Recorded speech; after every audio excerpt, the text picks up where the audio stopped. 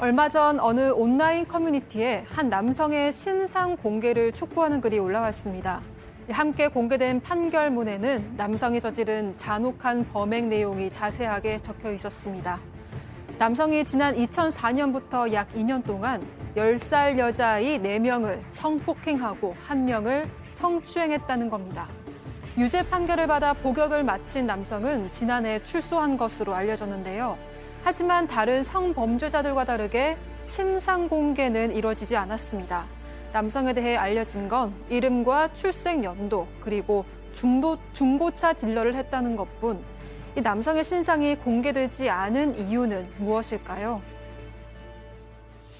자, 우리 가족 여러분, 이번 사건 좀 많이 좀 들어오셔가지고 같이 좀 얘기해 보시고 고민해 보시죠. 진짜 혈압 오르는 내용입니다. 자, 김 기자가 좀 정리 좀 해주시죠. 네, 며칠 전 온라인 커뮤니티에 10살 여자아이만을 골라 성폭행하고 신상 공개도 되지 않은 이 씨라는 글이 올라왔습니다. 글쓴이는 이 씨의 신상 공개를 위해 여러분의 도움이 절실하다는 내용과 함께 판결문을 올렸습니다. 이 글에 따르면 이 씨는 지난 2004년부터 2년 동안 비슷한 수법으로 어린 여자아이 4명을 성폭행했고 1명을 성추행했으며 1990년대 초반에도 미성년자를 성추행하거나 미수에 그친 전력이 있다고 합니다. 자, 박 변호사님, 예. 지금 뭐 아시겠지만 피해자들, 아동들 전부 다 10살짜리 피해 상황을 뭐 너무 구체적으로는 그렇죠. 말씀 주시고요. 지금 예. 좀 나오고 있죠. 대부분 비슷합니다. 2004년도부터 2006년까지 검거된 게 아마 특정된 게 3개 같아요. 10세고요. 피해자들은 주거 침입을 해서 성폭행을 하거나 성추행을 하면서 했는데 그것 때문에 2006년도 7월 달에 징역 15년 판결을 받고 그 15년을 거의 살아서 2021년 4월 달에 출소를 했다고 합니다. 자, 들으셨죠? 출소했습니다. 이자 지금 출소했습니다. 우리 곁에 있습니다. 여러분 곁에 지금 있을 수도 있어요. 지금 사건 반장을 보고 있을 수도 있습니다. 체크포인트 짚어보죠. 신상 공개는 없었답니다. 보통 저희가 말이죠. 아무리 뭐 신상 공개가 안 된다고 해도 김모, 이모 뭐 이 정도에까지는 공개를 하고 뭐 언론에 릴리스를 하는 경우가 있습니다. 아무것도 모릅니다. 팀장님. 그렇습니다. 2021년 4월 달에 출소를 했는데 이 씨가 범행한 게 2004년부터 6년도이기 때문에 신상 정보 공개 이전에 한 범죄이기 때문에 신상 공개 정보를 내용을 못 하는 거예요. 그러니까 문제는 뭐냐면 지난해 조두순이가 출소할 때 실제적으로는 사회적 불안이 크기 때문에 7명 고위험금을 추체했습니다. 그래도 그 당시에 이 사람이 포함됐었지만은 결과적으로 신상 공개 결정을 못했던 거예요. 그러니까 지금 이 씨 같은 경우에는 신상 공개 대상에 포함되지 않았기 때문에 신상 공개가 안 된 상태죠. 물론 잔혹하고 잔인한 범죄를 했다 하더라도 이 법의 조촉이 안 됐기 때문에 지금 공개를 못한 상태가 돼 있는 겁니다. 왜 우리는 이자에 대해서 아무것도 몰라야 합니까? 그러니까 현행의 이제 성범죄자 같은 경우는 신상 정보를 등록을 하도록 돼 있고요. 등록은 되는데 뭐 이 청소년이나 아동에 대한 성범죄에 대한 재범의 우려가 클 경우는 그 주위에 고지를 또 할 수 있는 경우도 생길 수가 있습니다. 공개 고지라고 좀 표현하는데요. 이 제도 자체가 열람 공개 제도가 2006년 6월 달에 아동 청소년 성보호에 관한 법률이 개정되면서 들어왔는데 지금 제가 말했던 신상 정보를 등록하는 거 말고 그 주위의 사람들한테 공개하거나 고지하는 제도, 이건 2010년부터 시행이 됐고 2011년도부터 활발해졌는데 이때 시행할 때 3년 전으로는 소급했거든요. 근데 이 범죄는 2006년도에 있었잖아요. 3년 전이니까 2008년 사건은 공개가 가능했는데 2006년이니까 이전 범행이고 뭐 공개 이런 것들이 불가능했던 상황입니다.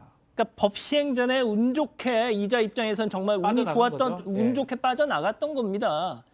자, 팀장님.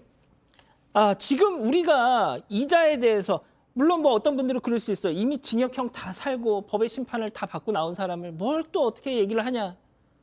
그런 거 아니잖아요. 재범이 우리가 있는 사람이죠. 예. 이자에 대해서 판결문을 보게 되면은 범행 장소라든지 출생 연도 그리고 또 뭐가 있냐면은 그 중고차 딜을 했다는 것만 알기 때문에. 근데 중고차 딜을 했다 하더라도 직업은 바꿀 수가 있는 거예요. 또 범행 장소가 그 범행 장소에서 한다는 보장이 없습니다. 다른 곳에서 범행하기 때문에 실제적으로 우리가 보기에는 이 씨 같은 경우에는 걸어 다니는 시한폭탄이다. 언제 어느 때 또 피해자들한테 이렇게 잔혹하고 잔인한 범죄를 할지 모르기 때문에 사회적 불안이 크기 때문에 이런 피의자는 아니죠. 실수했으니까 이런 사람에 대해서는 실제적으로 신상 공개를 해서 우리가 조심해야 되는데 아직 안 했기 때문에 이 문제가 되는 겁니다. 자, 제가 맨날 앞서 뭐 이 전주환 사건 때도 했던 얘기지만 우리 사회가 인권보호라는 이름으로 얼마나 피해자들만 숨죽여 살게 했는지 정말 이거야말로 야만의 시대 아닙니까? 예? 어떻게 생각하세요? 이게 인권 선진국의 모습입니까? 아니, 도대체 누군지 알아야 조심을 하고 누군지 알아야 피하고 이런 자들이 떳떳이 거리를 활보하고 피해자들은 조마조마 막 숨죽여서 오히려 숨어서 살아야 하고. 승 의원님, 이게 야만의 시대 아니에요, 이게? 저는 그냥 얼굴 알리는 걸로는 국민들의 불안감이 안 없어질 것 같아요. 그냥 앵커고 자고. 이런 사람 세상 나오는 게 맞다라고 생각하세요? 아니요. 재범의 위험성이 있으면 형기가 마치고 난 다음에도 우리는 지금 이 사람의 사진 하나 원하는 거잖아요. 이 사람이 내 옆에 있으면 불안하니까 그 사진 하나 원해달라는 이 절규도 지금 우리 법이 정말 변호사님과 우리 경감님이 말씀 잘 주셨다시피 그 법이 갖고 있는 공백 때문에 이 사람이 세상에 나와서 활보할 수 있도록 만들어진 상황인데 사실 법무부에서도 치료감호제도를 적극적으로 이용해서 이 사람이 아프면 치료감호 대상으로 세상에 못 나오겠다라고 이야기하고 우리가 그렇게 조두순 때 보호수용제도 한번 만들어서 앞으로 문제가 됐을 때 좀 적용하자라고 이야기가 나오고 있는데 사실 그런 제도가 영원히 그 인권이라는 물론 인권은 중요합니다. 인권이라는 이름 때문에 잘 이루어지지 않고 있는데요. 사실 피해자의 생명보다 더 중요한 게 어디 있을 것이며 그 일반 국민에 대한 어떤 위해의 우려보다 더 중요한 게 뭐가 있겠습니까? 좀 이렇게 법무부와 여러 가지 어떤 국회가 좀 전향적으로 정말 위험한 사람들만은 국민들 옆에 바로 나올 수 없는 중간에 한 번 정도 그럴 수 있는 제도가 필요하지 않을까 그렇게 생각합니다. 아니, 그러니까 예전에 이제 권위주의 정권 시절에 그 트라우마 때문에 이 지금 인권 어떤 보호, 뭐 인권, 피의자 인권. 근데 이런 자들이 정치범 아니잖아요. 양심수 아니잖아요. 예?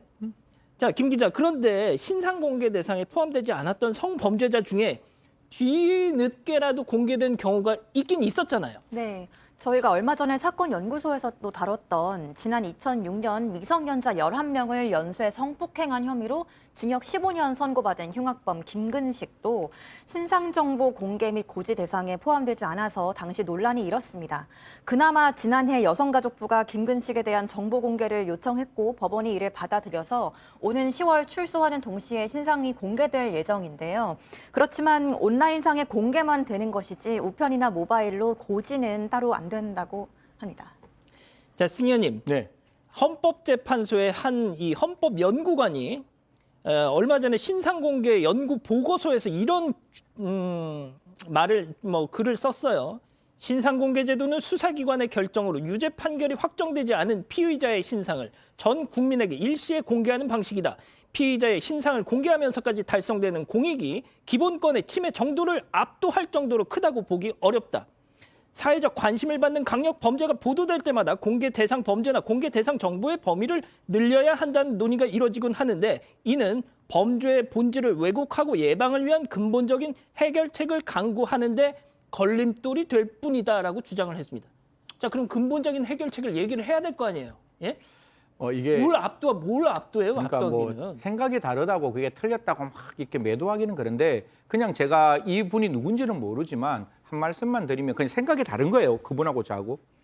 이 국민의 알 권리와 재범 방지와 범죄 예방을 위해서 오로지 공공의 목적을 위해서 예외적으로 특강법이나 성폭법에 대해서 예외적으로 하고 그것도 그냥 경찰이 공개하겠다라고 해서 하는 게 아니라 신상공개심의위원회를 거쳐서 신상공개가 되더라도 우리가 이렇게 얘기해요. 그 피의자의 인권을 고려해서 신상공개를 해야 한다라고 하기 때문에 앵커가 처음에 어제는 마스크 안 했는데 오늘 마스크 안 하네?